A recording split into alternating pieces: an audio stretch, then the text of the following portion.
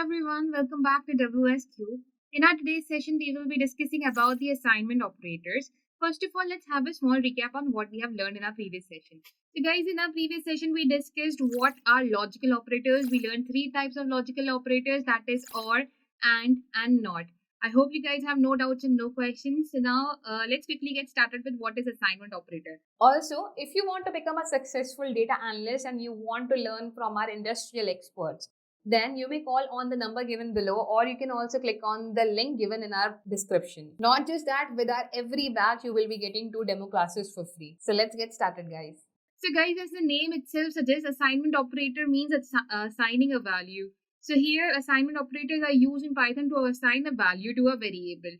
For example, if I have written a is equals to 6, so a's value is 6. I'm assigning that 6 value to a.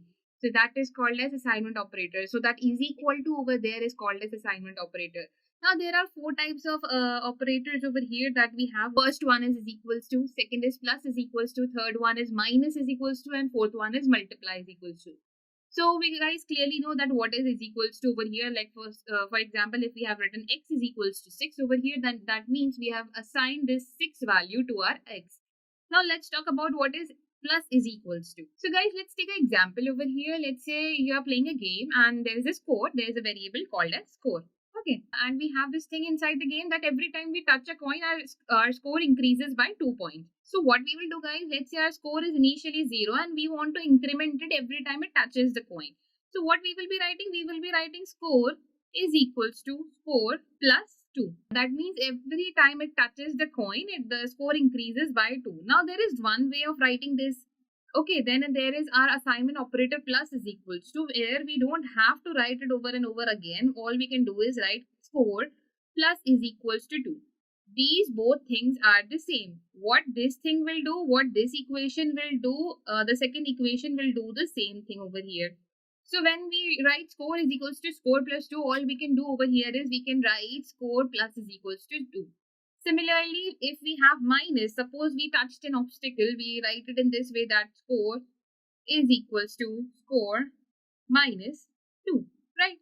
So instead of writing score is equals to score minus 2, that means instead of decreasing it in this way, all you can do is you can write score minus is equals to 2. So it will do the same thing what this one is doing, but what it will do, it will just reduce your time. We can use a shorter statement instead of writing score is equals to score minus 2.